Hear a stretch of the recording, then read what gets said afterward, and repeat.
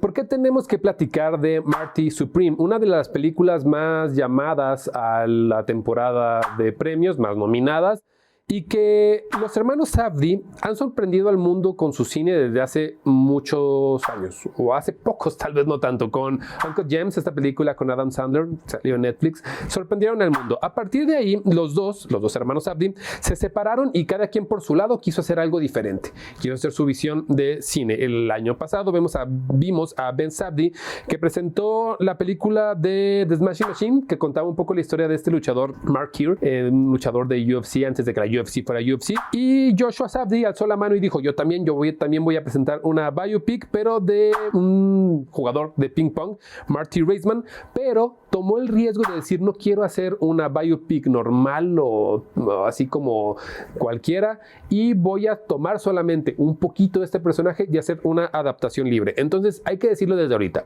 esta biopic no es una biopic, es como si tomáramos el nombre de, pon aquí el nombre que tú quieras, alguien de la historia, Bob Marley, por decir una historia, no sé por qué fue el primero que se me viene a la cabeza, pero voy a contar una historia que ni siquiera pasó, algo que salga de mi cabeza tomando tal vez uno que otro elemento de él. Eso es Marty Supreme. Además de ser contada de una manera sumamente frenética y que pone un juego como el ping pong, que para muchos podría ser como, tenis de mesa, eso que es muy X, lo pone en un punto como muy fuerte en el que en verdad parece que es el juego más arriesgado de toda la vida. Nos lleva a una historia tan frenética que me recuerda a mi película favorita de Martin Scorsese, After Hours, una película que se cuenta en una sola noche. Algo aquí es algo muy parecido a eso.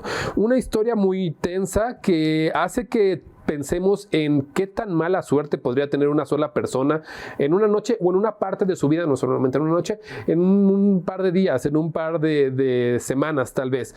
Y que a pesar de que es un personaje sumamente engreído, usurero, mentiroso, ególatra, patán, es sumamente encantador y queremos conocer su historia. Tenemos una fórmula que atrapa de inmediato, sinceramente, y además que está realizada por Timothée Chalamet, a quien vimos en una biopic hace un par de años, o del año antepasado, cuando interpretó a Bob Dylan, y que aquí regresa y sabe perfectamente el tipo de actor que es un actor de método y que sabe entrarle a este tipo de historias, y que también la cinta es algo así como si fuera un método de hacer cine choqueante, pero sin necesidad de hacer como sangre en pantalla o algo muy escabroso. No, es choqueante porque intenta que cada plot te choque.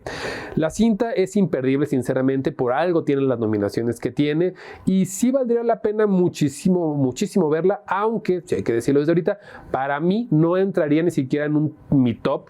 Creo que mi top queda casi intacto de películas de 2025, pero sí entra como en una muy buena mención honorífica, y es algo que simplemente es imperdible. Vamos ahora sí con una sinopsis. Ambientada en el mundo del tenis de mesa de los años 50, la cinta nos cuenta la historia de Marty Mauser, un joven apasionado y decidido a ganarse el respeto en un deporte que la mayoría no toma en serio. Inspirada libremente en la figura del legendario jugador de ping pong, la película narra el ascenso, la obsesión y los retos personales de Marty mientras arriesga todo para transformar su improbable pasión en grandeza y reconocimiento en un entorno competitivo y socialmente complejo.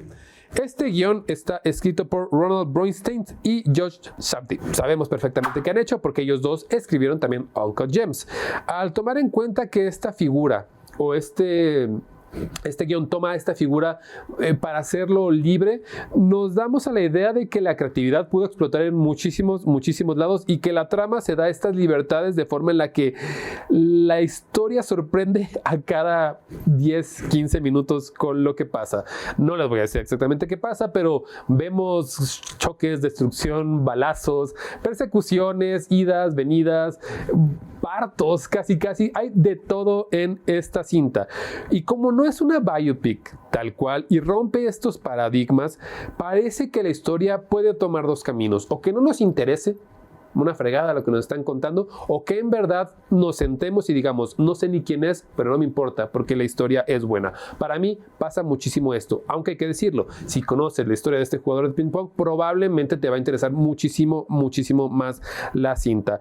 El final y la forma en la que todo se va contando para llegar a un tercer acto sí rompe un poco con el espectador, no te voy a decir que no. El frenetismo termina por ser cortado un poco, después de un gran juego de ping pong que hay, todo se va un poco de declive, pero son los últimos 10-15 minutos y no me parece un error. Me parece también que son las pausas que mete el guión durante la historia. Pausas que son muy necesarias porque en verdad es muchísimo frenetismo lo que nos están metiendo, pero que a veces parece que están puestos en puntos de plots que no eran necesarios poner ahí. Es lo único que tendría que quejarme de este guión, porque al final todo funciona. Las actuaciones, tenemos a Timothée Chalamet como este jugador que en verdad lo hace bastante bien. Gwyneth Paltrow como una interés amoroso por ahí. Y además está por ahí Odessa Ison, Fran Drescher y Tyler, the Creator. Tyler, the Creator es un gran rapero. En verdad, si no lo conocen, vayan a conocerlo. Pero que salga aquí como el amigo de este jugador de ping pong es bastante interesante. Y aparte hay que decirlo, yo no recuerdo nunca haber visto a Fran Drescher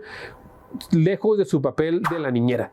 Y aquí lo ves y es interesante porque nunca te lo imaginas. Tiene la misma voz, sí, habla muy gangoso y tal, es muy agudo, pero lo hace bastante bien. Pese a ello, la cinta sin duda se la lleva a Timothée Chalamet. Se nota el compromiso que hace para interpretar una película de época, porque es de época, esto está entre los finales de los 50, principios de los 60 más o menos, y se nota que hay una pasión. También el personaje de Tyler, the Creator, que es como el amigo de este jugador, muy pequeño el papel, pero se nota la entrega. Yo ni siquiera sabía que Tyler, the Creator, actuaba. Y si todos actúan muy bien, es por la dirección de Safdie, que sabe perfectamente cómo generar arte del caos y cómo llegar a hacer que una historia refleje hasta cierto punto los antivalores humanos, pero al punto en el que es como, ok, estás jugando en la raya de no ser un villano ni tampoco ser un antihéroe.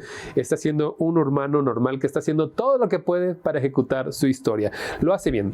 Es un poco fanfarrona hasta la manera en la que la dirección está hecha. Me refiero a que se nota muy grandilocuente en algunas partes y sobre todo en las partes en las que tiene que haber como mucha explosividad, pero se pasa y se da aprobado porque al tomar la historia libremente, la pudieron hacer también libremente la dirección.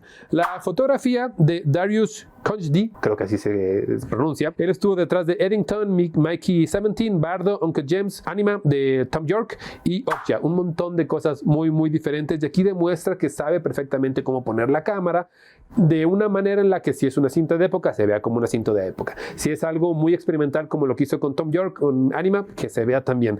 Lo hace muy sutil, pero suma muchísimo a la historia. Y otra cosa que suma muchísimo a la historia es la música o el score de Daniel Lopatin. Muy interesante la manera en la que nos va metiendo de una manera muy tensa en la historia, pero que choca un poco con los anacronismos del soundtrack, con canciones como Forever Young, etcétera. Sale en el tráiler, tampoco es spoiler, pero estos anacronismos a mí siempre me han sacado de las películas y aquí inteligentemente no me saca. Es algo que también se agradece porque se combina muy bien con el score.